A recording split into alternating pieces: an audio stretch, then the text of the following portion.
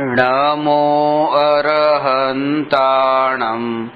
નમો સિદ્ધાણં નમો આયર્યાણં નમો ઉવજ્જાયાણં નમો લોયે સૌવસાહું.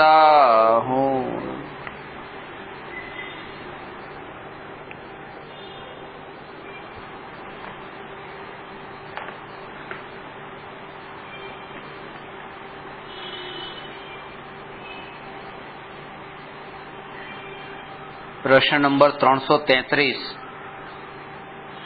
પાપ અને પુણ્ય વચ્ચે અસમાનતા તથા સમાનતા બતાવો.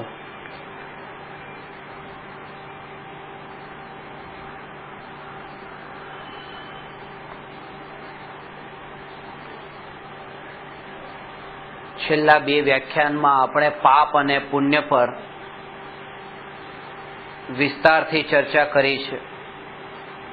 તેમ છતાંય હજુ થોડો ખુલાસો આ સંબંધમાં કરવો અપેક્ષિત છે. તેથી થોડી વિસ્તારથી હજુ ચર્ચા કરીએ.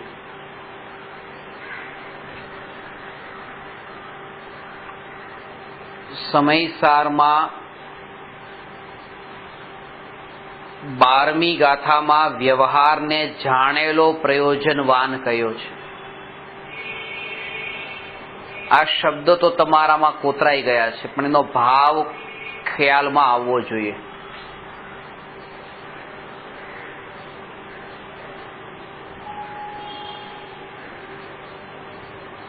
જેટલા જેટલા અંશે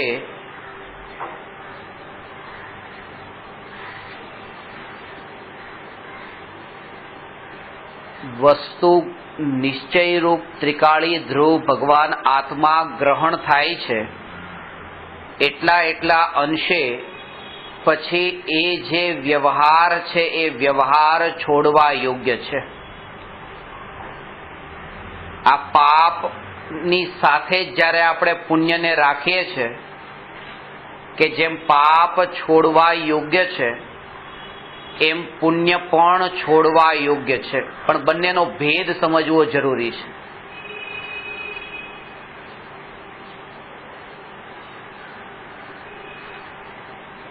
જે થેલીમાં કેળું લઈને આવ્યા છીએ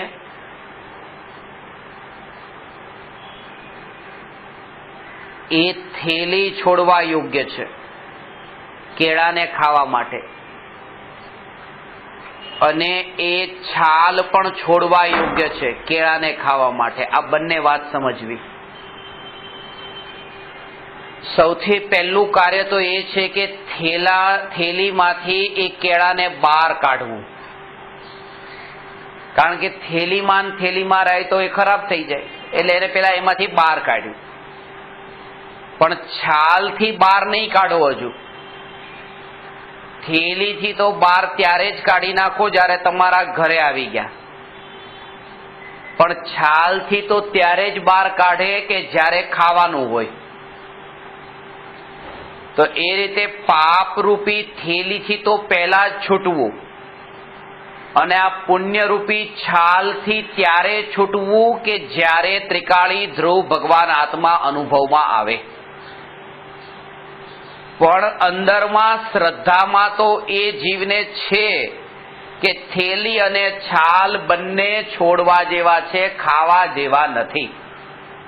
એવી રીતે બંનેની શ્રદ્ધા કે પાપ અને પુણ્ય બંને હેય છે, કર્મ છે, છોડવા યોગ્ય છે. એ શ્રદ્ધાના બળ પર જ તે આગળ જતા એ પુણ્ય પણ છૂટે છે પાપની જેમ. એમાં હવે ખાસ વાત એ છે કે કેટલું કયું પુણ્ય કેટલું છોડવા જેવું છે કે દશા ભૂમિકા અનુસાર છે. કે જે કેળું છે એ કેળાની ઉપર છાલ કાઢી, હવે એમાં 30% જે કેળું છે એ ખવાઈ ચૂક્યું, અને 70% કેળું છે. તો જે 30% જે છાલ ઉતારેલી છે અને 70% છાલ છે, તો જે 30% ભાગમાં જે છાલ છે એ છાલ પછી હવે કોઈ કામની નથી, હવે અપ્રયોજનભૂત થઈ ગઈ. પણ હજુય તે આ 70% જે છાલ છે એ પ્રયોજનભૂત છે, કામની છે. એટલે જેટલા અંશે તમે આત્માને અંતરમાં જઈને ગ્રહણ કર્યો નિર્વિકલ્પ ધ્યાનના બળ પર, એટલા અંશે આ પુણ્ય જે છે એ પુણ્ય પછી એટલા અંશે હે થઈ ગયું છે. એટલે વાત સમજાણી કે નહીં? કે જો આવું હોય તો ખાવા પીવાનું આપવાનું જ બંધ કરી દેવું, મુનિરાજોને આહારદાન આપવાનું બંધ કરી દેવું. કે આહારદાન તો આપે છે કારણ કે હજી એ સ્થિતિએ પહોંચ્યા નથી. એ છાલ તો રાખે છે કારણ કે હજી કેળું ખાધું નથી, પણ અંદરમાં એ વાત દ્રઢ પડેલી છે કે આ છાલ જે છે એ છાલ પણ છોડવા જેવી છે, જેમ થેલી છોડી.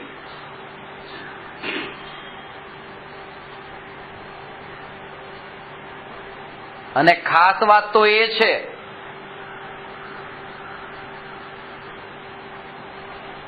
કે છાલ તો હતી કેળાને ખાવા માટે, એટલે કે હતી તો ખવાય, નહીં તો બગડી જાય, બહાર ખુલ્લું મૂકે તો આમ નામ. પણ જો છાલ ન કાઢે તો એક દિવસ એવો આવે કે છાલ સાથે કેળું ફેંકી દેવું પડે. અને આજ સુધી આ જ થયું છે કે આપણે પુણ્ય તો કર્યા અને આમના મનુષ્ય ભવમાં જે આત્મા પ્રાપ્ત થવાનો જે અવસર હતો એ અવસરે જતો રહ્યો, પાછા બસ પરિભ્રમણ ચાલુ. પુણ્ય તો કર્યા ઘણા, અંદર રહ્યા. હા, અને આમ નામ જે એનો કાળ પૂરો થઈ ગયો કેળાનો, આ મનુષ્ય ભવનો કાળ પૂરો થયો. પુણ્ય ઘણા બાંધી લીધા, હવે ભોગવવા ગયો.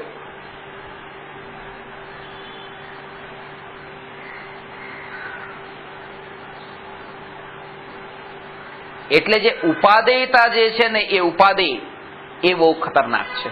અને ઉપાદેય પણ છૂટવાનો અર્થ ખાલી એમ નહીં કે હવે પોતે પૂજા ભક્તિ કરે પણ માને નહીં. જે જીવ પોતે પૂજા ભક્તિ કરે માને કે આ જે છે આ પુણ્ય છે ને આ છોડવા યોગ્ય છે ને આ ધર્મ નથી, આના કારણે હું મહાન નથી,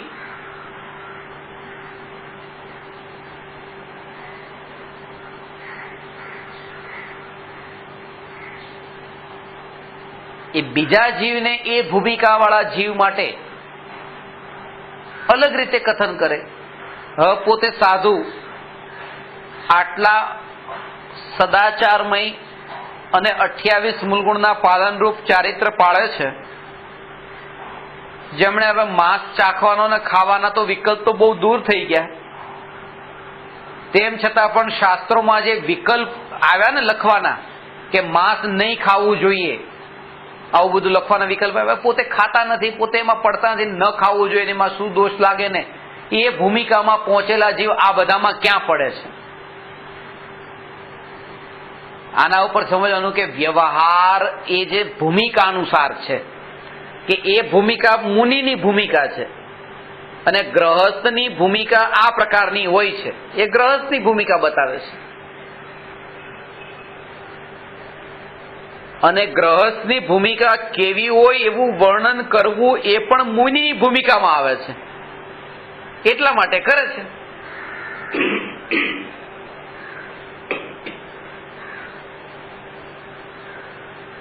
સમજાણી વાત? હવે આના ઉપરથી ભાઈ જેને માંસ ખાવું નહીં કઈ નહીં, અરે પણ જેને માંસ ખાવાની વાત તો દૂર, હવે જેને ખાવાનું જ રહ્યું નથી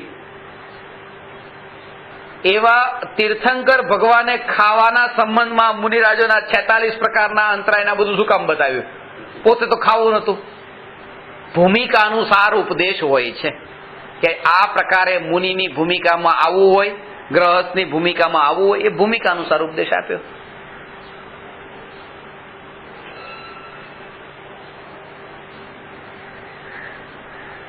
એમ ન માને કે આ પુણ્ય જે છે પુણ્ય નહીં કરું તો મારું કામ અધૂરું રહી જશે,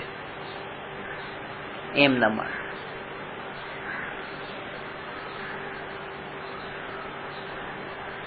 ખેદ વર્તે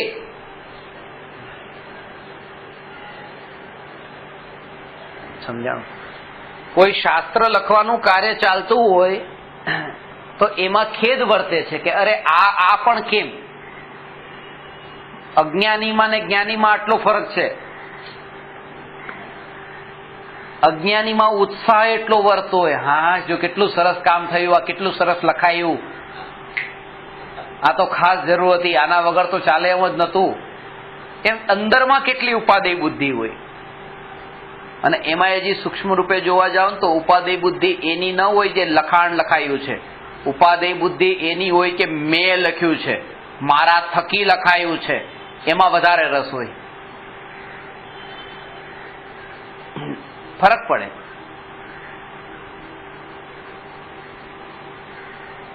તમે એક જગ્યાએ દાન આપી દીધું, દેરાસર બનાવી દીધું, અને કોઈ વ્યક્તિને તમે લઈ જાઓ દેરાસરમાં દર્શન કરાવવા માટે. હવે બીજા દેરાસરમાં જે દર્શન કરાવવા લઈ જતા હશો તમારા જે ભાવ હશે, અને આ દેરાસરમાં તમે લઈ જતા હશો તમારા ભાવ હશે, બેમાં ભાવ ફરક હશે કે નહીં? બીજે કઈ નહીં.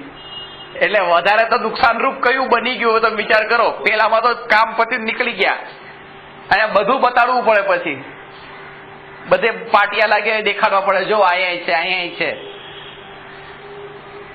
એટલે કર્તૃત્વ બુદ્ધિ જે છે ને, કર્તૃત્વ બુદ્ધિનો આનંદ આવતો હોય, એની મહિમા આપણને આવતી હોય કે મેં કર્યું, અને આપણને ભ્રમણા એમ થતી હોય કે આ ધર્મના કામમાં મને મહિમા ભાવ બહુ છે. હવે પેલા આટલો રસ નતો, પણ ધર્મ માટે બહુ મહિમા ભાવ છે. આ ભેદ પાડતા આવડવું જોઈએ.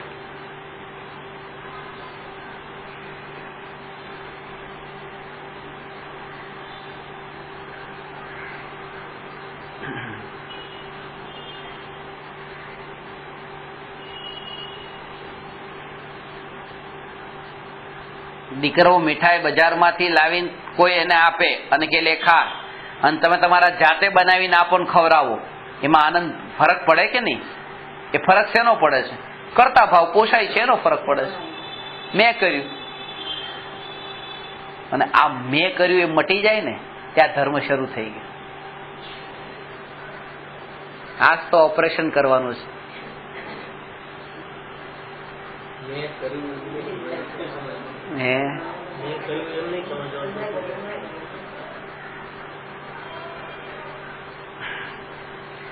એના પણ લેવલ છે કે તમે કયા લેવલ ઉપર છો.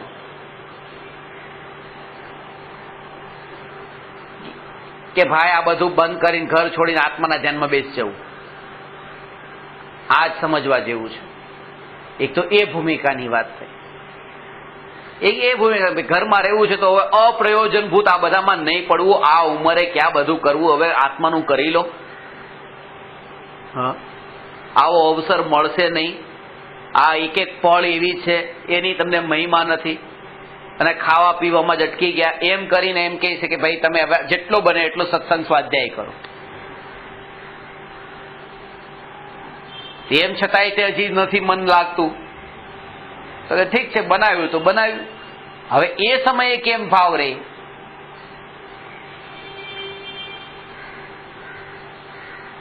કે દીકરા માટે મેં બનાવ્યું, એ દીકરાનું કોઈ પુણ્ય હતું જ નહીં કે જેને મળ્યું. આ બધું કારણભૂત છે, પણ આપણે દોષ એક ઉપર નાખીએ છીએ.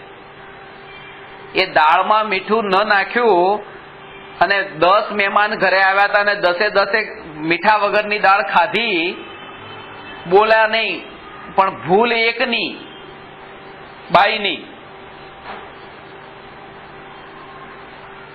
અને પોતે ઉપવાસ હતો ને એને દાળ ચાખવાનું રહી ગયું, નહીં તો ચાખી લઈ.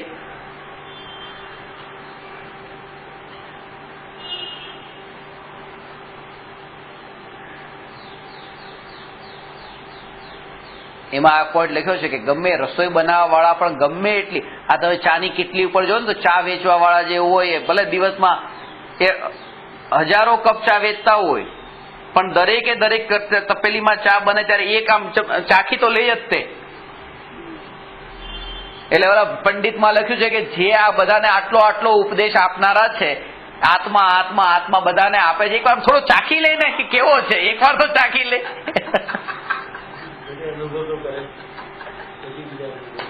કેટલું કેટલું આપણે પીરસીએ, બીજાને પીરસતી વખતે એક વાર થોડું પોતે ચાખી લીધું હોય તો વધારે સારું. એમ પોતે તો ઉપવાસ કરીને બીજાને આ બનાવ્યું, 10 જણાને મહેમાનને જમવાનું બનાવીને આપ્યું.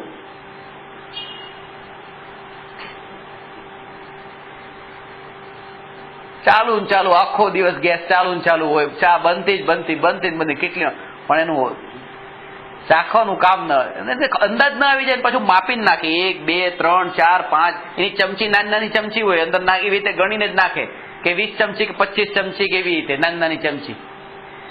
હજી મોટી હોય ને તો એમાં ફરક પડી જાય, ખબર પડે. આ નાની નાની ચમચી રાખે, ખબર છે કે આટલી ગણી લીધી ને આટલી હજારો ચા બનાવી લીધી, તોય વચ્ચે વચ્ચે ચાખે. આ જ્ઞાની આ કામ કરે. આત્માનો રસ લઈ 6ઠા 7મા ગુણસ્થાનમાં, પછી લખે, પાછો રસ લઈ પાછું લખે કે ભાઈ હવે અંદર આ અનુભવથી વાત છે.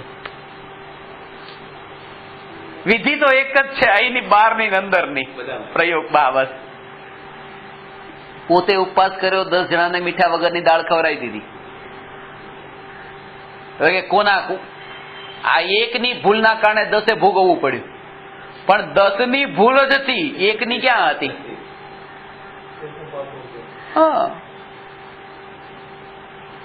અને બાઈ જે બનાવનાર એનો તો કે હતો નહીં, કારણ કે એને તો ખાવા જ નથી, કારણ કે એનો ઉપવાસ હતો. એટલે જેનો ઉદય હતો એને તો નેતા જ નથી. આપણે દોષ એકના ઉપર નાખ્યો, આના કારણે આમ થયું. એ જીવના પોતાના જ એવા ઉદય, દીકરાના એવા ઉદય ના મળે. અને એની અસારતા તમને જયારે ખ્યાલમાં આવે ત્યારે પછી તમને એમાંય તે કર્મ ઘટિત કરવામાં રસ ન પડે. આ બધી ભૂમિકા અનુસાર વાત છે. એનો અર્થ ખબર પડ્યો કે જો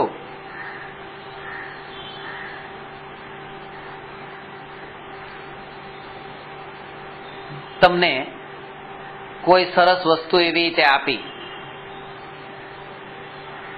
એક 5 રૂપિયાની પેન આપી ને એક 5000ની પેન આપી કોઈ, તો 5 રૂપિયાની પેન આપી હતી ત્યારે તમે એમાં કર્મના સિદ્ધાંત ઘટિત નહીં કર્યા કે આ પુણ્યથી મળી મારા કે કઈ નહીં, ઠીક છે મૂકી દીધી. 5000ની મળી ત્યારે તો કર્મના સિદ્ધાંત ઘટિત કર્યા. આપણે એવી જગ્યા ઉપર કર્મના સિદ્ધાંત ઘટિત કરીએ છીએ. સમોસરણ એ પણ ભગવાનનું પુણ્ય હતું, અને ગરીબને ઝૂંપડી મળી એ પુણ્યમાં પુણ્ય ઘટિત જ નથી કરતા. એટલે આપણે એવી જગ્યા ઉપર પુણ્ય ઘટિત કરીએ છીએ જ્યાં મહિમા ભાવ પડેલો છે.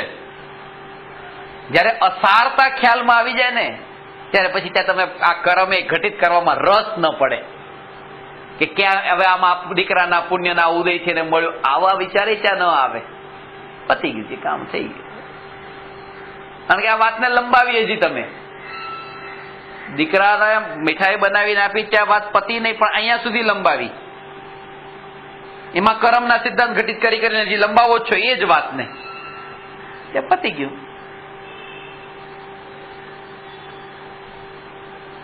ભૂમિકા અનુસાર આ વાત કહી છે.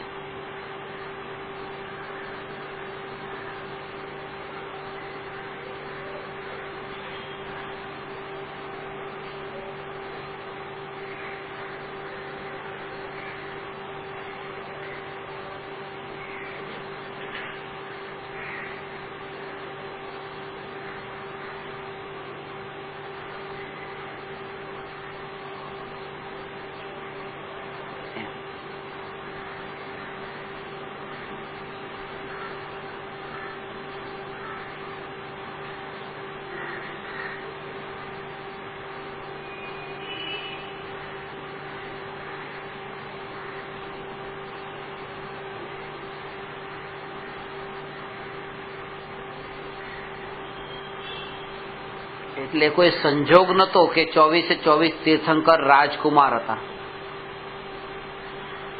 એ કોઈ સંજોગ નતો. સંજોગ એટલે કે કોઈ એવું એકાદ થઈ જાય તો ઠીક છે, આ તો બધા જ રાજકુમાર, રાજપુત્ર.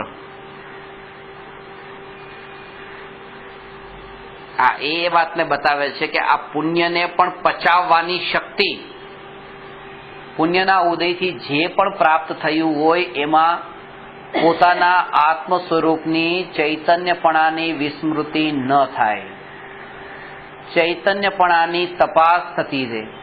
કે હું ભગવાન આત્મા ચૈતન્ય સ્વભાવી પુણ્યના ઉદયથી મળેલા આ 12ના સંયોગો, આ પુણ્યના ઉદયથી મળેલા 12ના સંયોગોથી એ સંયોગો ક્યાં મળ્યા? સ્વભાવ ઉપર દ્રષ્ટિ રાખીને, સ્વભાવ ઉપર દ્રષ્ટિ રાખીને એની અંદર શું મળ્યું? ચૈતન્યપણામાં પુણ્ય કેટલું મળ્યું?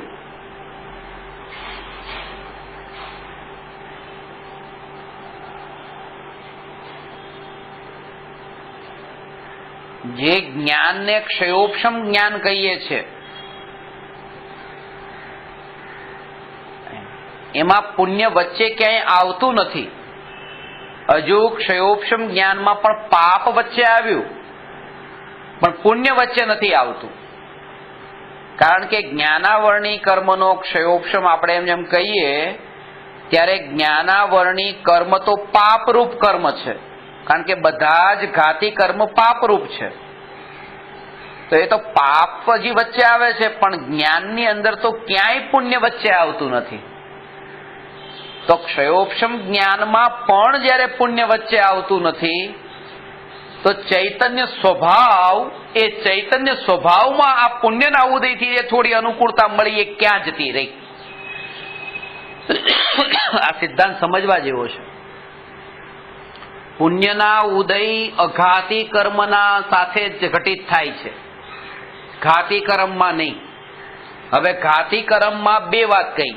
એક તો એ કે આ જ્ઞાનાવરણીનો ક્ષયોપશમ એ ઘાતી કર્મનું સ્વરૂપ, અને એક છે ચૈતન્ય સ્વભાવ ત્રિકાળ ટકી રહેનારો છે. આ ચૈતન્ય સ્વભાવ અને આ જે છે આ જ્ઞાનાવરણીનો ક્ષયોપશમ જ્ઞાનનો આ ઉઘાડ. હવે આ ઉઘાડ જે છે, ઉઘાડમાં પુણ્ય ઘટિત થાય છે ઘાતી કર્મમાં. પુણ્ય કયા કર્મમાં ઘટિત થાય છે? ઘાતીમાં કે અઘાતીમાં? અઘાતીમાં.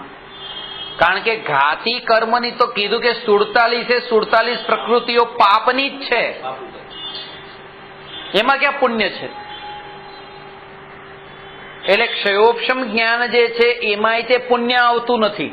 જ્યારે ક્ષયોપશમ જ્ઞાનમાં પુણ્ય ક્યાંય આવતું નથી તો ચૈતન્ય સ્વભાવમાં પુણ્ય ક્યાં આવી જાય છે? એટલે જે પુણ્યમાં અટકવા વાળા જીવ છે, કોઈનો જ્ઞાનાવરણી કર્મ જ્ઞાનનો ઉઘાડ વધારે હોય તો આપણે શું કહીએ છીએ? પુણ્ય બહુ જોરદાર છે. એમને એટલું યાદ રહી છે તમારું પુણ્ય બહુ જોરદાર છે. પુણ્ય જોરદાર નથી, તમારું પાપ જોરદાર છે અને એનું પાપ એટલું જોર કરતું નથી, પણ પુણ્ય એમાં ક્યાંય નથી. આ બેનો ભેદ સમજજો. સમજાણું? એ જો પાપ જે છે, એક વ્યક્તિને એવી રીતે 5 શાસ્ત્રનું જ્ઞાન યાદ, 5 શાસ્ત્ર યાદ રહી ગયા, એકને 10 યાદ રહી ગયા, એકને 1000 યાદ રહી ગયા. તો આ ઓછું વધતું જ્ઞાન થઈ રહ્યું છે. તો આ ઓછું વધતું જે જ્ઞાન છે એમાં જે હવે એકનું કે 1000 શાસ્ત્ર યાદ રહે તેનું પુણ્ય બહુ વધારે છે કે યાદ રહી જાય છે, કે એમાં પુણ્ય વધારે છે એમ નહીં, એના પાપના ઉદયો ઓછા છે. કારણ કે ઘાતી કર્મમાં તો પુણ્ય પ્રકૃતિ છે જ નહીં, તો પછી પુણ્ય ઘટિત કેવી રીતે કરો તમે?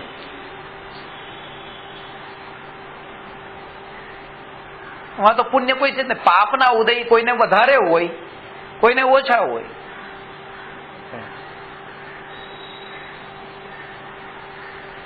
હવે અહીંયા મુંબઈના અંદર આ અહીંયા આડા વાદળા છે. હવે અહીંયા જે છે એ 5% પ્રકાશ છે, પૂરેપૂરો પડતો નથી સુરતનો, એમ સમજો 5% છે વાદળાના કારણે. અને કોઈ જગ્યાએ એવી રીતે 10% પ્રકાશ છે, તો એટલા ઓછા વાદળા છે. કે 10% પ્રકાશ છે એટલે શું છે? કે વાદળા એટલા ઓછા છે. એ વાદળાના ઉપર આધારિત છે. એવી રીતે કે પાપ એટલું વધારે, આવરણ એટલું પાપનું વધારે હોય તો જ્ઞાન ઓછું છે, અને પાપનું આવરણ ઓછું હોય તો જ્ઞાન વધારે છે. પણ આમાં એવું ક્યાં છે કે પુણ્યનું આવરણ, પુણ્ય વાળો તો ભાગ જ આમાં નથી આવતો.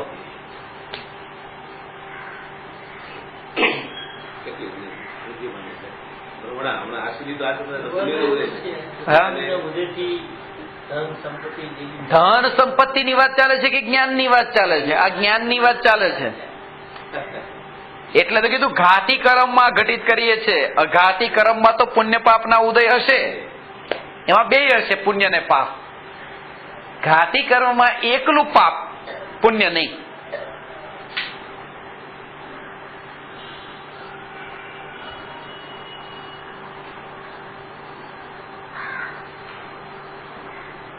આ બધું મિથ્યાત્વ છે.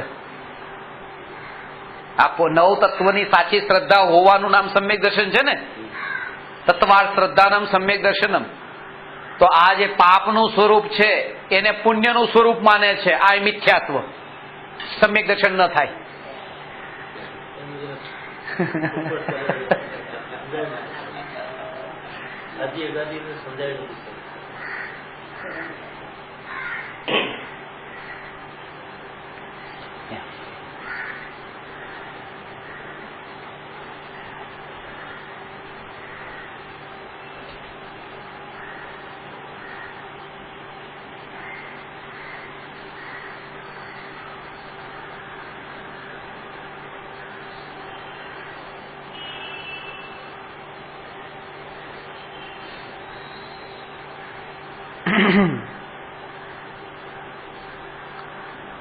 એક પાણીનો ગ્લાસ છે અને એક ગ્લાસમાં 100 રજકણ છે. હવે એ પાણીમાં એવા મિક્સ થયેલા છે કે પાણી ડોળાઈ ગયેલું છે. હવે એમાંથી 10 રજકણ તળિયે દબાઈ ગયા અને પાણી થોડું ચોખ્ખું થયું. હવે ડોળ ઉપર દેખાતો નથી. તો ખાસ વાત એ છે કે જે 100 રજકણ તળિયે દબાયા એટલે આ પાણી ચોખ્ખું થયું છે કે બાજુમાં ત્યાં બલ્બ પ્રગટી રહ્યો છે, બલ્બ સળગાવ્યો હતો, લાઈટ, એના કારણે આ પાણીમાં 10 રજકણ બેઠા છે? એના કારણે બેઠા નથી. અહીં તો ખબર પડી 10 રજકણનું તો બેસવું, આ પાણી જે ચોખ્ખું એના કારણે. મારું કહેવાનું છે કે જે અંદર હોય એમાં જ ત્યાં ઘટિત થાય, બહારમાં ઘટિત ન થાય કે બહારના કોઈના કારણે આ પાણીના અંદર આ ચોખ્ખાઈ આવી. રજકણ હતા અને પાણી ડોળાયેલું હતું, રજકણ બેસી ગયા. તો આ પાપના કર્મ જે છે ને, આ જ્ઞાનાવરણી કર્મ એ પાપ કર્મ છે, પુણ્યનું કર્મ નથી. દર્શનાવરણી પાપ છે, મોહનીય પાપ છે, અંતરાય પાપ છે. આ ચારે ચાર ઘાતી કર્મની 47 પ્રકૃતિ પાપ છે.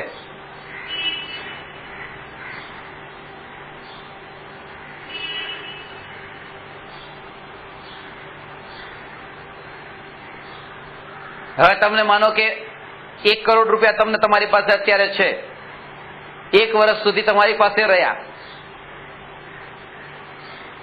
અને પછી જતા રહ્યા. તો કે અરે જો પાપના ઉદય ચાલુ થઈ ગયા. પાપના ઉદય આવે તો કોઈ લઈને જતું રહે. પાપના ઉદય આવે તો કોઈ લઈને ન જતું રહે. પુણ્યનો ઉદય પૂરો થઈ જાય તો લઈને જતું રહ્યું. આ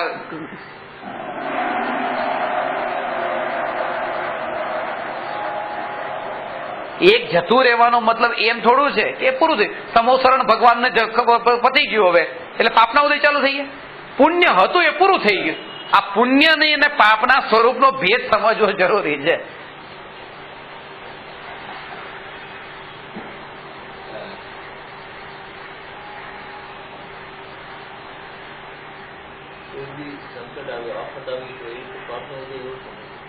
સીધી વાત છે. પણ જે આવેલી જે અનુકૂળતા હતી એ જતી રહી. હવે પછી એ આફત તમારી જે હતી, આફત આવી અને આફત દૂર થઈ. દૂર થઈ એનો મતલબ કે પાપનો ઉદય દૂર થઈ ગયો, પૂરો થયો. પુણ્યનો ઉદય એમાં આવ્યો હોય, એમાં એ પણ હોય કે માનો કે આ તમને બીમાર પડ્યા પાપના ઉદયથી અને પુણ્યના ઉદયથી ડોક્ટર પણ તમને મળ્યા હોય. એવું પુણ્યથી ડોક્ટર મળ્યા પણ બીમારી જે દૂર થઈ રહી છે પુણ્યના ઉદયથી ને, એ પાપનો ઉદય એટલો ગયો, હવે પૂરો થઈ ગયો. અને બીમારી ગઈ, ડોક્ટરે ગયા તો પાપનો ઉદય ગયો અને પુણ્યનો ઉદય ગયો. સ્વસ્થ થઈ ગયા તમે.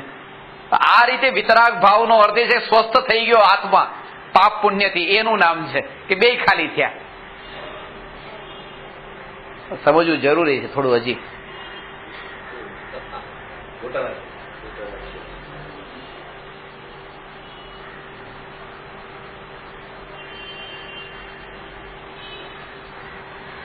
આ પુણ્ય પાપ આ કેમ ભેદ સમજવો જરૂરી છે એટલા માટે, કારણ કે આ તો સમ્યક દર્શનના પ્રકરણમાં આવે છે. આ કોઈ બીજું પ્રકરણ હોત તો ચલો એનો ખુલાસો આટલો ન કરે.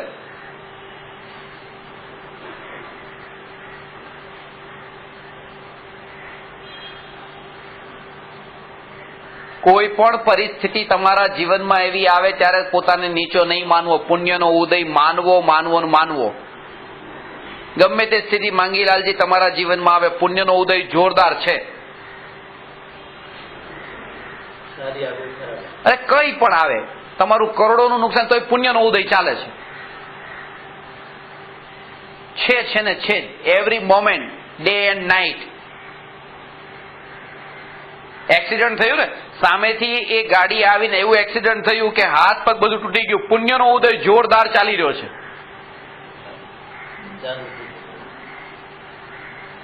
મારો કહેવાનો અર્થ એ છે કે જે સમયે હજી તમે આ આત્મા મનુષ્ય શરીરમાં છે કે નહીં, મનુષ્ય આયુષ્યને અત્યારે ઉદય ચાલી રહ્યો છે કે નહીં, અને મનુષ્ય આયુનો ઉદય એટલે પુણ્યનો ઉદય. એટલે ઊંઘમાં પણ જે છે મનુષ્ય આયુનો ઉદય ચાલે, પુણ્યનો ઉદય ચાલી રહ્યો છે. મનુષ્યપણું મળવું એ પુણ્યનો ઉદય છે, અને પોતાને મનુષ્ય માનવો એ પાપનો ઉદય છે. કારણ કે કોઈ જીવ પોતાને મનુષ્ય માને એટલે શરીર રૂપે માન્યો એ મિથ્યાત્વનો ઉદય, ને મિથ્યાત્વ તો પાપ છે.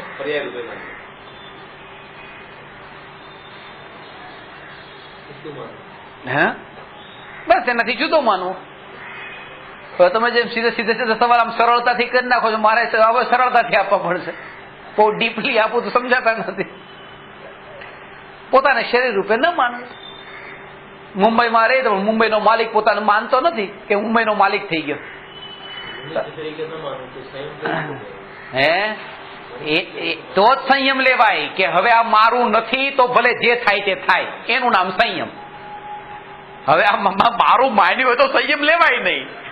મારું માને તો સંયમ ન લેવાય, કારણ કે હજી બસ ભાવ રહી જાય કે અરે આ કઈ ન થવું જોઈએ, અને સાચવું, ચપ્પલ પહેરવું, આમ કરવું, આને કાંટો ન જવો જોઈએ અંદર, કારણ કે આ તો મારું છે. જયારે ખબર પડી કે આ મારું નથી તો હવે સંયમથી જીવન જીવાય. હા, કારણ કે મનુષ્યપણામાં તે એટલો રાગ ઘટે છે. આ દેહનો રાગ ઘટ્યો છે. આ દેહનો રાગ રાખી નથી થતું, એટલે એમાં જે પાપનો ઉદય એટલો મોડો પડ્યો. બાકી જીવોને તો એટલી સમજ પણ નથી આવતી કે આમાં લઈને લાવ મુનિ પણ અંગીકાર કરું. બાકી 3 ગતિના જીવોને તો એવા વિકલ્પ નથી આવતા.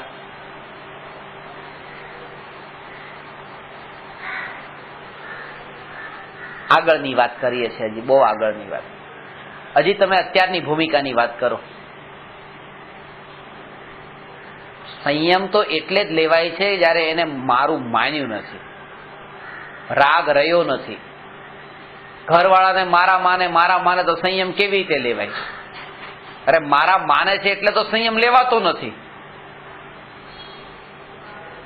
જયારે ધુતારાની ટોળકી માન્યા તો સંયમ લેવાય. અને ધુતારાની ટોળકીનો ખુલાસો કર્યો છે. ધુતારાની ટોળકી એટલે એ લોકો નહીં, એના પ્રત્યે રહેલો જે રાગનો ભાવ એ ધુતારાની ટોળકી.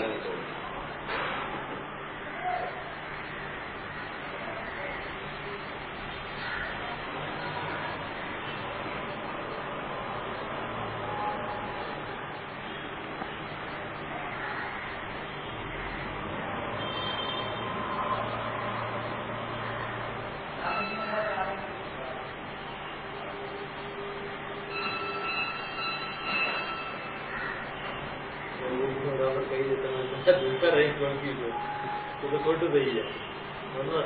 રાગ છે એટલે જ એના પ્રત્યે રાગ છે એ વિચાર એ તો એ ટોળકી એની તાકાત બતાવી દે પછી.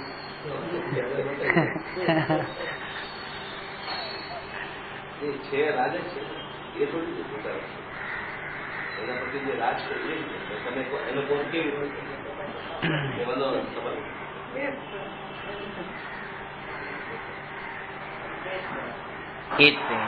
એ કોઈ સુખનાય કારણો નથી ને દુઃખનાય કારણો નથી, પણ એટલું ખરું કે વર્તમાનમાં મારી દશા નબળી છે, તેથી અસદ નિમિત્તથી બચીને સદ નિમિત્તના યોગમાં રહેવું મારું કર્તવ્ય છે.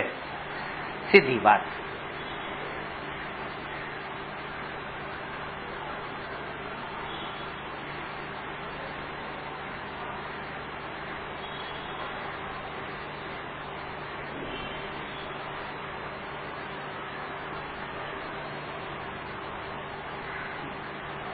એવા મોટા મહાપુણ્ય એવા હોય છે, પુણ્યના ઉદય હોવા ને પોતાને એ રૂપે માનવો ન માનવો અલગ છે, પણ ઉદય તો ઉદય છે જ તે.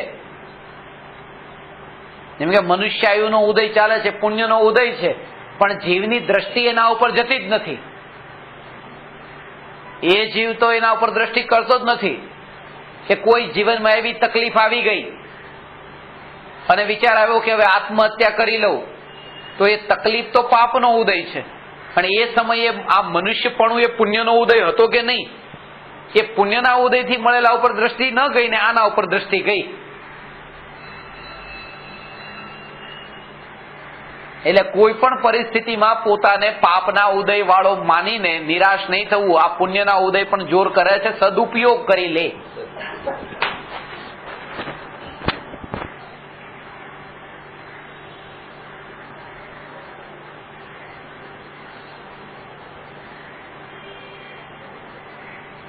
હું જન્મ્યો એમ માનીને જન્મ્યા એ તો ઠીક છે, એ તો કોઈ ઉદય. પણ હું મર્યો એમ માનીને મર્યા તો આ મૂર્ખતા છે. હું જન્મ્યો એ ઠીક છે, એ થઈ ગયું, કારણ કે દરેક સમ્યક દ્રષ્ટિ આ ભાવમાં કોઈ જીવને સમ્યક દર્શન પ્રગટ થયું. તો જન્મ થયો ત્યારે શું માનતા હતા? કે હું જન્મ્યો. કારણ કે મિથ્યાત્વ હતું, શરીરના જન્મમાં પોતાનો જન્મ માન્યો.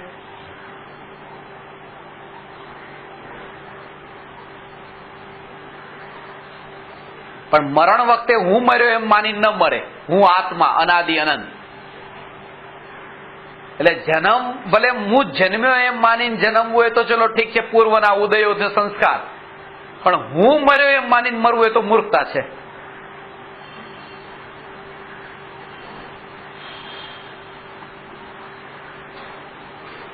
એક છોકરાએ એના મિત્રને કીધું કે એક એ છે કે આપણા પિતા જે છે એ પિતા ફાધર ગરીબ હોવા એ તો કર્મનો ઉદય છે, કિસ્મત આપણી. ફાધર ગરીબ હોય એ કિસ્મત, પણ ફાધર ઇન લો ગરીબ હોય એ આપણી મૂર્ખતા છે, એ કિસ્મત નથી.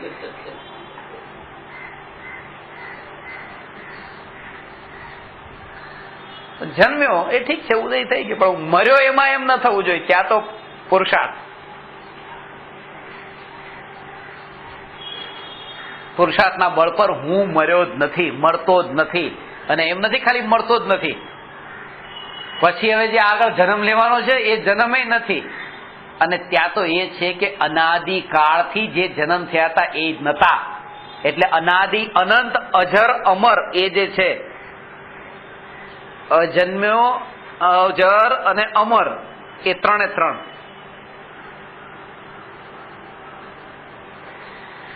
જન્મ્યો નથી, અજર એટલે જરા પણ નથી, જરા એટલે ગડપણ, અજર એટલે ગડપણ જેને નથી એ અજર, અમર એટલે જેને મરણ નથી. હવે તો બસ ગડપણ આવશે એટલે મરવાનું, પણ ગડપણ જ જેને આવતું નથી તો પછી મરવાનું ક્યાં?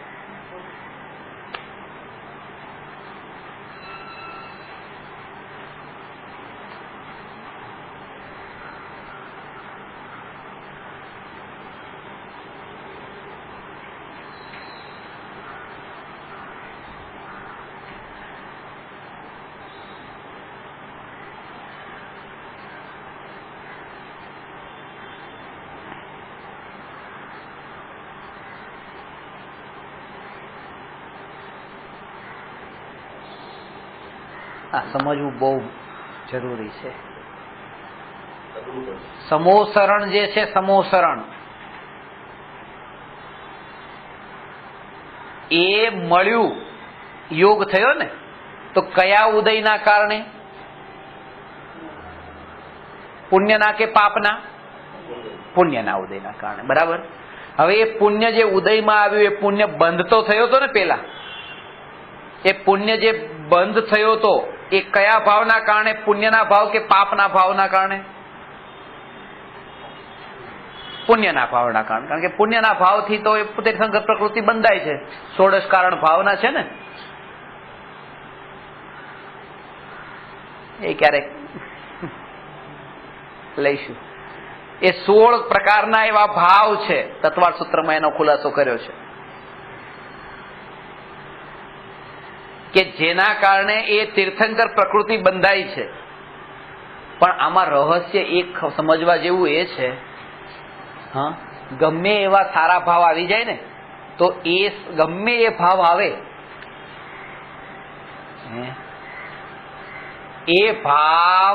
એ ભાવને જ્ઞાની પાપનો ઉદય માને છે. કેમ પાપનો ઉદય માને છે? બંધ થાય છે એટલે નહીં, ઉદયની વાત ચાલે છે. કારણ કે તીર્થંકર પ્રકૃતિ, ભગવાનની ભક્તિ કરવાનો ભાવ તમારો આવ્યો, એ પાપનો ઉદય છે કે પુણ્યનો ઉદય છે? અરે પાપનો ઉદય છે. કારણ કે ચારિત્ર મોહનો ઉદય છે કે જેનાથી રાગ થયો, અને ચારિત્ર મોહ તો પાપરૂપ છે. બધા જ કર્મ પાપરૂપ, ઘાતી કર્મ કીધું તો ખરું. એવું લાગે છે ભગવાનની ભક્તિ કરવાનો ભાવ આવે ને પાપનો ઉદય આવ્યો? સમ્યક દ્રષ્ટિ માને છે. એટલે સમ્યક દ્રષ્ટિને આ પુણ્યમાં પણ રસ નથી, કારણ કે પુણ્ય પણ પાપ છે. એ આ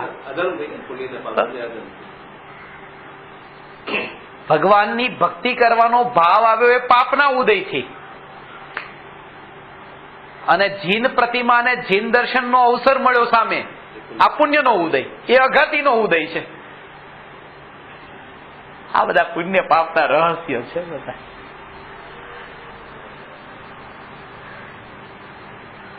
અને જે ભાવ એ ખેંચીને લઈ ગયો ત્યાં સુધી, એ જયારે ભાવ જ પાપરૂપ થઈ ગયો, તો પછી જે મળ્યું એ બધું પુણ્ય પણ પછી જ્ઞાની કે છે અમારા માટે પાપ સમાન છે.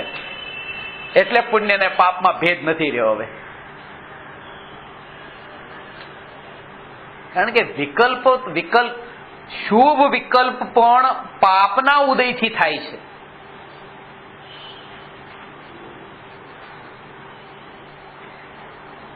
કારણ કે આ કર્મ જે છે, ઘાતી કર્મનું સ્વરૂપ આવું છે. પાપ પ્રકૃતિનો ઉદય છે. એક વલમ નહીં સમજમાં આવે. આના માટે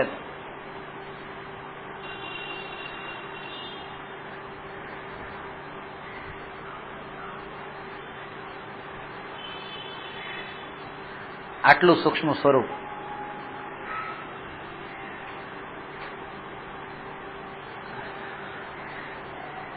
પચાવવાની હિંમત જોઈએ. સ્વરૂપને તો બરાબર સમજી લે, સ્વરૂપ આવું છે. પછી એ વાત બરાબર કે આના કરતા આ એમ ભેદ, એ પછી પણ એટલું સ્વરૂપ તો આ છે.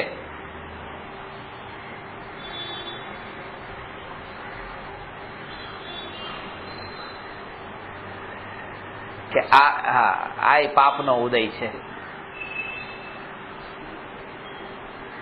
28 મૂલગુણના પાળવાના ભાવ આ પાપનો ઉદય છે.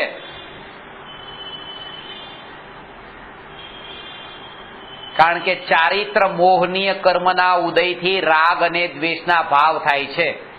ચારિત્ર મોહનીય કર્મ એટલે બધા જ પ્રકૃતિ પાપરૂપ.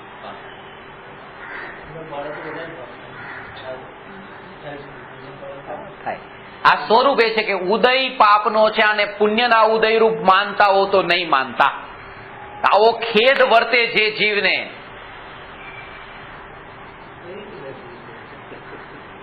કારણ કે આનાથી તમે આત્માના ધ્યાનમાં લીન થયા ન થયા. આ ટાઈમે જયારે તમને પાળવાનો ભાવ આવ્યો, તો એ સમયે આત્માના ધ્યાનમાં લીન ન થયા, તો એનું નામ ઘાત થયો આત્માનો.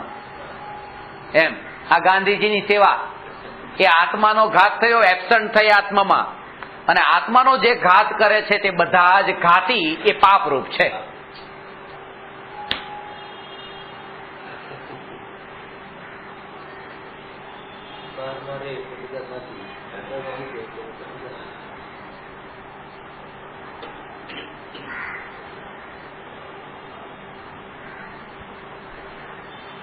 કઈ ગતાગમ નથી. શું કામ? પુણ્ય કર્યા છે, બધા કરે છે એટલે અમારે કરવા છે.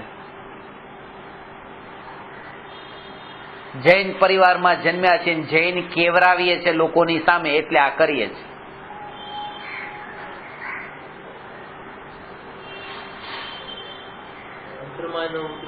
આ સત્ય સ્વરૂપ સમજ્યા વગર જેટલા અહંકારી મહારાજ સાહેબ હોય છે એવા બીજા કોઈ સાધારણ વ્યક્તિ નથી હોતા.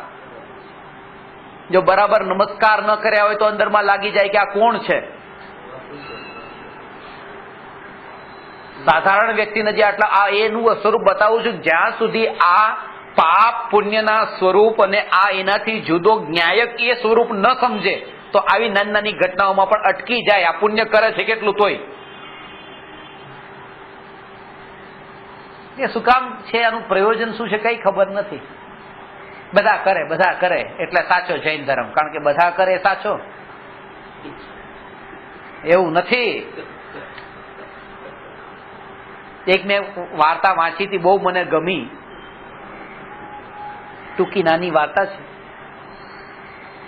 એક રાજાની પાસે એક વ્યક્તિએ જઈને કીધું કે તમે તો આવા મોટા મહારાજ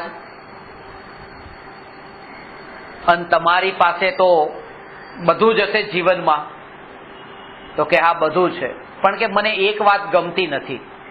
એ વ્યક્તિએ રાજાને કીધું કે તમે આટલા મોટા રાજા થઈને આવા કપડાં પહેરો છો અમારા જેવા જ.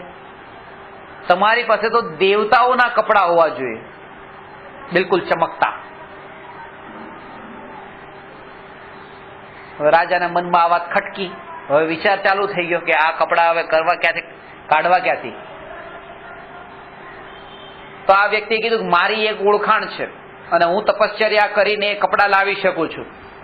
રાજા ખુશ થઈ ગયા કે લાવી દે. તો કે મારે તમારો રાજમહેલમાં એક રૂમ જોશે 15 દિવસ માટે. રાજા કે આપું. ચારે બાજુ સૈનિકો ગોઠવી દીધા. હવે ક્યાંય ભાગી ન શકે, કારણ કે કપડા લાવવાનું કીધું, બહાર તો નીકળે નહીં. સાધના કરી પછી રાજાની પાસે કહે છે કે મહારાજ કે કપડા આવી ગયા છે, પણ કે આ કપડા એવા છે આ એને જ દેખાશે.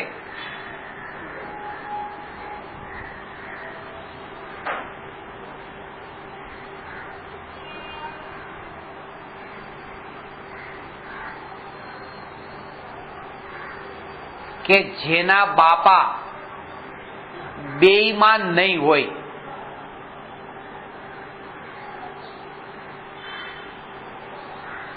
બેઈમાન ન હોય એને દેખાશે. તો પછી રાજાને પૂછ્યું દેખાય છે? રાજા કે હા બહુ સરસ છે, કપડા દેખાય છે. તો કે મહારાજ હવે આ કપડા કેટલી સાધના કરીને લાવ્યો છું, દેખાય છે ને? હા દેખાય છે. કેમ નથી દેખાતા? કે તો પહેરી લો. કે ચાલો. રાજાને કે કપડા કાઢો. કારણ કે આ પહેરવા પડશે ને. રાજાએ તો ઉપરના કપડા કાઢ્યા, ધીરે ધીરે નગ્ન કરતા ગયા. રાજા તો પછી લંગોટ ઉપર છેલ્લે આવી ગયા. હવે ડર લાગ્યો કે હવે કરવું તો શું કરવું. તો કે પહેરો રાજા, તમને દેખાતા નથી કપડા છે, શું કામ સંકોચ કરો છો? બિલકુલ નગ્ન કરી દીધા. અને રાજા તો હવે અંદરમાં તો સંકોચ થાય, કરવું શું? ત્યાં રાજ્યની અંદર જે નજીકના ખાસ લોકો હતા એને વાત કરી કે રાજાએ આજે દેવતાઓના કપડાં પહેર્યા છે, ચાલો જોવા માટે. પણ એક શરત છે, આ એને દેખાશે જેના બાપા બેઈમાન ન હોય. બધાને લઈને આવ્યા. બધાને પૂછ્યું કેવા કપડાં છે? બધા કે બહુ સારા. કારણ કે બોલે કેવી રીતે કે નથી સારા, દેખાતા નથી એમ. શરત મૂકેલી છે. પછી રાજ્યમાં કીધું બધાને મહારાજ હવે તો આવા સરસ દેવતાના કપડા બધા જોવે. રાજાને વધારે સંકોચ થયો, પણ હવે શું કરે, પાછા જવાય એવું હતું નહીં, આટલે સુધી પહોંચી ગયા હતા. બધા ગામ ત્યાં રાજ્યની અંદર જે લોકો બધાને કહ્યું કે આ કપડા એને જ દેખાશે, બધા આવો કે જેના બાપા બેઈમાન ન હોય. રાજા ત્યાં ઉભા રાખ્યા, બધા કે અરે વાહ મહારાજ કેવા કપડા છે, બહુ સરસ કપડા. કોણ બોલે? બધા સારું સારું સારું સારું કરે છે, કોઈને કઈ ખબર નથી સત્ય કોને. એક નાનો એવો છોકરો પોતાના પપ્પાના ખંભા ઉપર બેસીને ગયો હતો અને બધા લોકો વખાણ કરતા હતા. છોકરાએ પપ્પાને કીધું, પપ્પા આ રાજાએ કપડા પહેર્યા જ ક્યાં છે કે? તો કે બેટા ચૂપ થા, તને નહીં ખબર પડે, આ પહેરેલા કપડા તને દેખાય, તું મોટો થઈશ ને પછી તને દેખાશે કે, અત્યારે નહીં દેખાય, ચૂપ થઈ જતું. કોઈક એકાદાને આ સત્ય જે છે એ સ્પષ્ટ કહેવાની હિંમત ચાલે છે, પણ દુનિયાવાળા એને ચૂપ કરી દે છે. બંધ થાવ કે આવું ન હોય કે, સમજાણું ને, આ નહીં આમ નહીં.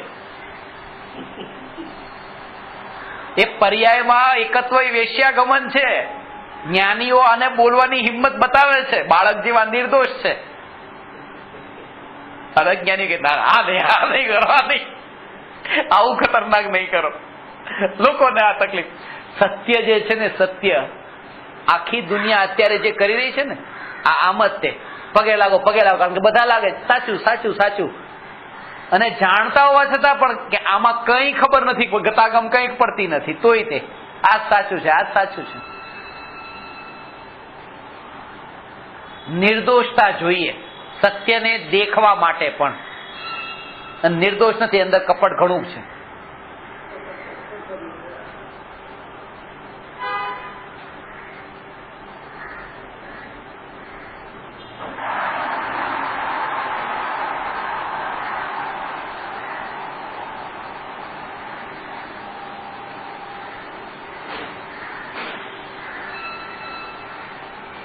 જાત્રા માટે જવું તું, વચ્ચે અહીંયા આવે છે નાસિકની આગળ કોઈ જગ્યા, તો ત્યાં કે હવે સવાર થઈ ગઈ તો કે નાસ્તો કરી લઈએ. નાસ્તો કરવા રોકાયા, નાસ્તો કરી લીધો. તો એક ભાઈ કે હમણાં દર્શન કરી આવું દેરાસરમાં. કેમ? તો કે ભાઈ નાસ્તો કર્યો હોય દર્શન ન કરીએ તો કેવું થાય કે, ખબર છે? જેનું આપણે ખાધું હોય ને ત્યાં દર્શન ન કરીએ તો આપણી ગાડી આગળ ન પહોંચે કે. ખાવામાં તમને નડતું નથી અને દર્શન કરવામાં નડે છે. મેં કીધું હા, આ ખાવું ભક્ષ છે, અભક્ષ નથી ને? ઠીક છે, પ્રયોજન આ જ્યાં કામનું હતું લઈ લીધું, અને આ રાગી છે, આ નહીં ચાલે. પણ આપણને જે છે ને કે જેનું ખાધું હોય ત્યાં પછી દર્શન ન કરીએ બરાબર ન કહેવાય. હજી આજે વ્યવહાર જે અંદરમાં એટલો સવાર થઈ ગયો છે ને,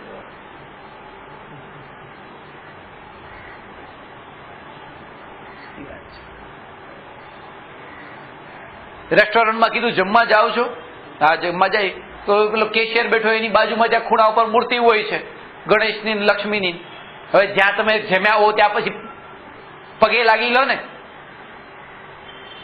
હવે આટલું ત્યાં જમ્યા છો પેટ ભરીને, તો ત્યાં ભેદ કેમ કરીએ છે કે ના આ નહીં, ત્યાં કાલિકાનો ફોટો હોય કે ના આયા નહીં, પગે ન લગાય. વિચાર નથી આવતો ભલે અહીંયા રેસ્ટોરન્ટમાં જમ્યા તો અહીંયા, પણ એ ભેદ ખબર પડવો જોઈએ કે જમવું અલગ વસ્તુ છે ને રાગીનું પોષણ કરવું અલગ વસ્તુ છે. અને એમાંય જો આગળ જતા એક્સિડન્ટ થઈ ગયો તો જિંદગી ભર માટે મરે તોય શ્રદ્ધા છૂટે નહીં, એવી શ્રદ્ધા થઈ જાય કે આ જ કરવું જોઈએ, દર્શન તો કરવા જ જોઈએ. હવે ગાડી બેઠા પછી નીચે ઉતર્યા કે ના દર્શન તો કરી આવવા જોઈએ કે ના. આ જે છે ને આપણા અંદર સવાર થઈ ગઈ છે માન્યતા, સ્વરૂપમાં દ્રઢતા નથી. ખબર તો પડી ગઈ, દ્રઢતા નથી. એટલે દ્રઢતા નથી. કુળ પરંપરા એટલી સવાર થઈ રહી છે. હજી ડબલ ઢોલકી ગમે છે, આઈ તે ને આઈ તે. આ સાચું છે, તમે કહો છો એ સાચું છે, પેલું સાચું તો છે જ તે. બાપાએ બતાવેલું ખોટું કેમ કહેવાય? અને અત્યારે અમને જે સત્ય લાગે છે એ તો સત્ય છે જ તે પાછું. આ બહુ અઘરું છે. કુળ પરંપરા જે સવાર થતી હોય ને એ છૂટવી અઘરી છે, કારણ કે બાપ દાદા આ બધું આપીને ગયા છે, સાથે સાથે ધન સંપત્તિ આપીને જાય છે, તો આ બધું ઘૂસડીને જાય છે. આ માનજો, આમ કરજો, આમ કરજો. જાનવરોમાં બેય નથી. જાનવરોને એના મા બાપ જે છે વારસામાં કઈ આપીને જતા નથી, પૈસા, ગાડી, કઈ તો કઈ એવા ઊંધા સંસ્કાર આપીને જતા નથી, શીખાડીને જ જતા. માણસમાં સુવિધા છે કે બાપ દાદા બધું આપીને જાય, પણ દુવિધા પણ છે કે આવું બધું બીજું કચરો આપીને જાય છે માન્યતાનો.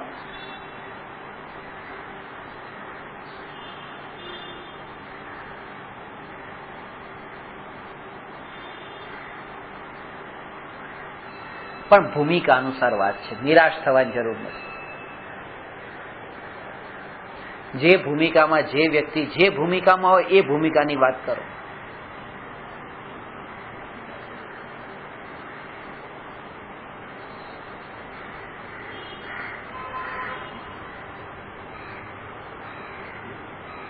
આપણે એમ માનીએ છીએ કે જે આટલો અત્યારે ધર્મ થાય છે ને એ બંધ થઈ જશે જો તમે એમ કહેશો કે ઉપવાસની અંદર પાણી ન પીવાય તો. એ બાને આટલું તો લોકો કરે છે. પાણીની છૂટ રાખીએ છે, ઉકાળેલા પાણીની, તો આટલું તો કરે છે.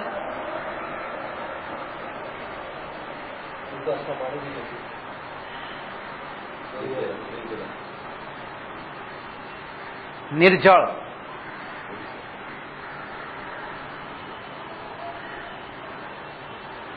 પાકો ને કાચો એવા બે પ્રકારના ઉપવાસ હોય કે ઉપવાસ તો એક જ હોય? હવે ચોવ્યાર, પાકો ચોવ્યાર એમ બોલતા હોય તો પાકા ચોવ્યારમાં પાણી હોય? જયારે એટલી સમજ પડે કે રાત્રે પાણી ન હોય જે નિયમ છે, તો અનશનના અંદર પાણી કેવી રીતે હોય? પણ આવું જો તમે સત્ય બતાવો તો લોકો આ કરે છે એ બંધ થઈ જશે. અંદરમાં તો એ ભાવ છે કે 2500 વર્ષ સુધી જો આ સત્ય પરંપરા અહીંયા સુધી પહોંચી છે, અને હવે જે આ બધી લડખડાઈ રહી છે, તો એમાંથી સત્ય તો આવું બહાર આવવું જોઈએ. અને હજી 18500 વર્ષ સુધી ચાલશે ને આ જીન શાસન, સત્ય તો રહેશે ને. એ જવાબદારી કોની છે? મારી છે. હું આગળ ફેલાવીશ. એક હાથે મળ્યું છે તો બીજા હાથે આપવાનું છે. પછી પાળવું ન પાળવું એના ઉપર. સત્ય વસ્તુ જે છે એ ઢંકાવી ન જોઈએ, કારણ કે ન પાળે તો ચારિત્રનો દોષ લાગે છે, અને ઊંધું માને તો મિથ્યાત્વનો દોષ લાગે છે. મિથ્યાત્વનો દોષ લાગે છે આ સમ્યક દર્શન મોક્ષ માર્ગમાં બાધક છે. પેલો અનશન એનાથી ન થઈ શકતું હોય તો મોક્ષ માર્ગમાં બાધક નથી. ભલે પાણી પીધા વગર ન ચાલતું હોય અને પી લેવું પડતું હોય તો એનો મોક્ષ માર્ગ ન અટકે, પણ પાણી પીને અનશન માન લેવું તો આ મિથ્યાત્વનો દોષ થયો, તો મોક્ષ માર્ગ અટકે.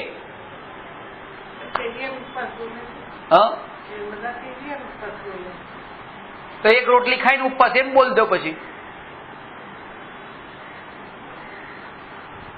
એક રોટલી ખાઈને ઉપવાસ બોલીએ છે ને, એક રોટલી છૂટ ને ઉપવાસ.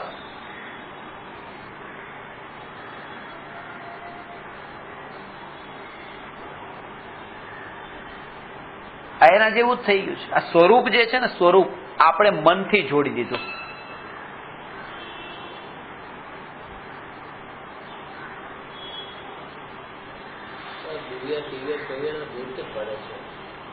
ન પડાતું એ જીવ ચલો આટલું તો કરીને પાડે એમ.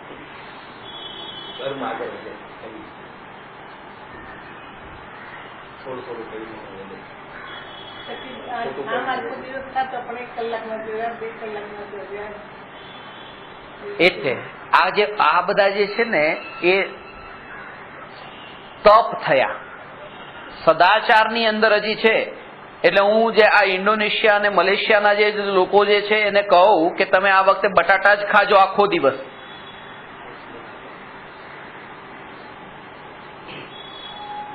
બરાબર છે કે આટલા છુટકારો થયો કે આટલાથી બચ્યા ને હવે બટાટા સુધી આવ્યા છે, નહીં તો માંસ જ ખાત, માછલા જ ખાત, એમાંથી તો બચી ગયા. પણ હવે આ બટાટા ખાય છે, હવે હું એને એમ કહું કે આ કેટલો ધર્મ મોટો કર્યો કે કેટલી તપશ્ચર્યા મોટી કરી, કઈ નહીં, એ ધીરે ધીરે હવે એમાંથી બચવાનું થઈ રહ્યું છે. પણ એને તમે તપનું નામ ન આપી દો. કેટલા મોટા તપસ્વીઓ તમારે જોવા હોય તો ચાલો ત્યાં, એમ થોડું કહીશ.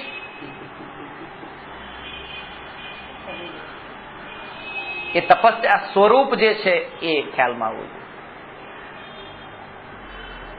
પાપના ઉદયને સમજે, પાપનું સ્વરૂપ સમજે, પુણ્યનું સ્વરૂપ સમજે, અને ખાસ એ છે કે પાપ અને પુણ્યથી જુદું આત્માનું સ્વરૂપ સમજે.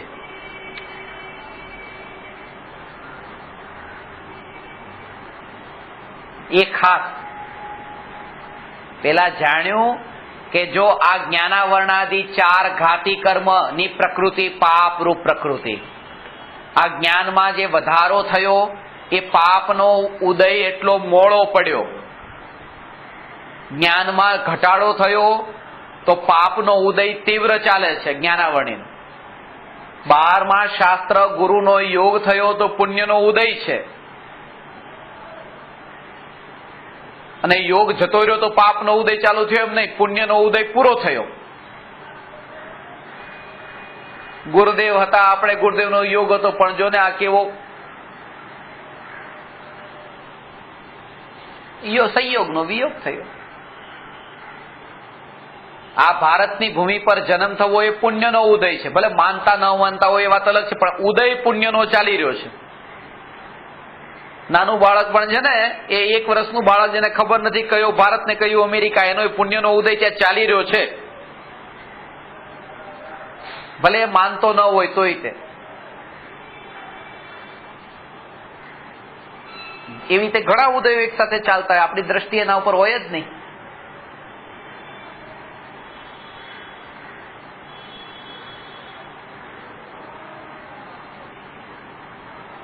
હજી થોડું સ્વરૂપ લેશું વિસ્તારથી. નમો અરહંતાણમ નમો સિદ્ધાણમ નમો આયર્યાણમ નમો વજ્જાયાણમ નમો લોય સર્વસા